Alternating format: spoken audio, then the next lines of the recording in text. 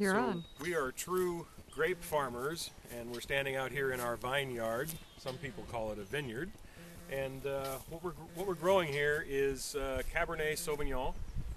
We have clone 7 and 8 on SO4 rootstock. The Dos Lagos vineyard is about 4 acres of vines. We've got 2 lakes. Some would call them ponds, but if you can't throw a rock across it, it must be a lake. And we've had a pretty good season. 2007 turned out great. We had a wonderful, perfect year for the climate, and it was an easy growing year. 2008 has started out to be a little bit of a challenge, and I'll talk to you more about what 2008 is in the next segment. We had an early frost, and it hurt some of the vines. Here's a little preview. We've got some good new growth. But you can see the frost damage on the vines from the big freeze that we had here.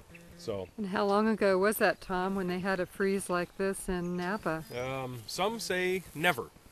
Say this is the hardest freeze they've had ever.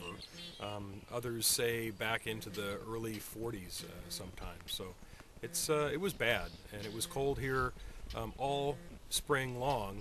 Our vineyard manager was in his car, sleeping in his car for about 45 days.